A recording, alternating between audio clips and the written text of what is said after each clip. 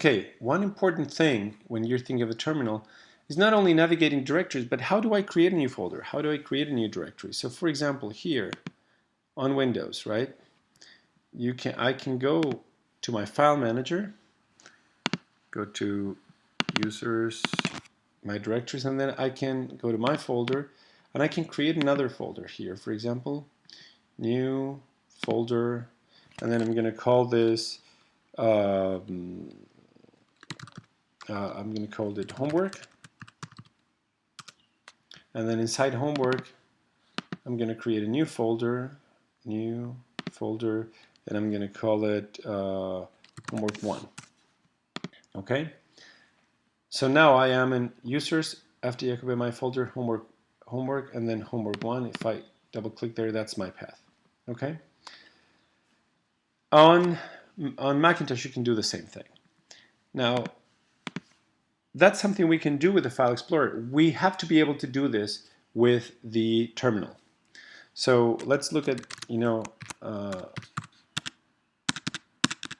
my folder, and then was the homework and homework 1, right? So I can go there, and I'm just going to go back to my home directory. We saw that this alias here, this parameter to the cd command, will take you home. Now, there's another way of creating directories, and it's the command make directory, mkdir, make directory. And I can create a directory called, I don't know, math 107, okay? And look at the output. It says I created a directory called math 107. So now if I list all the directories, list all my files, I will see the math 107. And I know it's a directory because there's a little D next to it over here. On the terminal, let's do this. I'm on my home directory. You can see that by issuing a path working directory right there. I'm going to create a directory, mkdir math 107. Okay, and I'm going to ls. Now, when you do ls on a Linux or a Macintosh box, you don't see whether it's a directory or not. Not easily. Some terminals are color code directories and whatnot.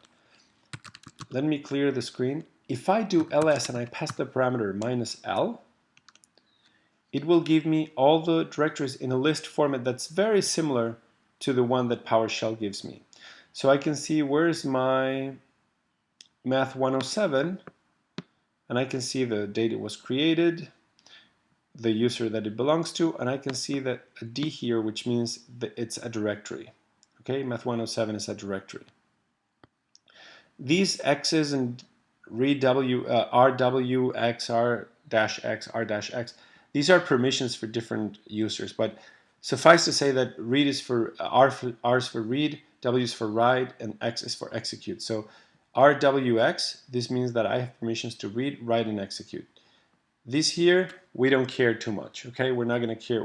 They're not the matter of this course. But for example, here, the downloads directory, you see that it's a directory because it has a D, and then RWX means that I can read, write, and execute, okay? Now Windows is a little bit different. These things are a little bit different. I can do whatever I want in math 107, okay? This is because these have to do with the file system and the operating system's interaction, and because one's Windows and the other one is not Windows, they operate with files, they keep files a little bit differently.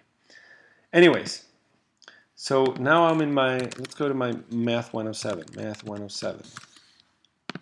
here cd math 107. Now there's nothing in this directory, in here there's nothing in this directory. I can create another directory in here, mkdir homework 1. And now if I list, I will see that there's homework 1.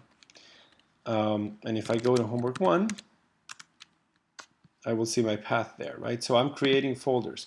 So cd, I am in math 107, then I'm doing my homework 1, mkdir homework 1. Now, let's look at what's happening on the File Explorer, right? I'm going to go to my folder, my home directory here, and then I will see math 107. I created a folder. I actually did it. And then homework 1, I created those, right? The same thing in the Macintosh. I'm going to go to my home directory here, and I created Math 107 and a Homework 1. I did create those folders. I made them with the mkdir command.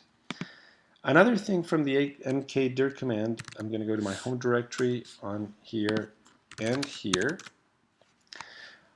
Another thing is you can do mkdir -p, okay, and create a full path of directories. So I know that I'm gonna have, you know, an English 101.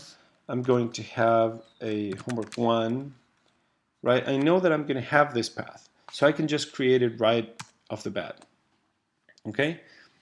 And we can see in our file system that I go to my home directory.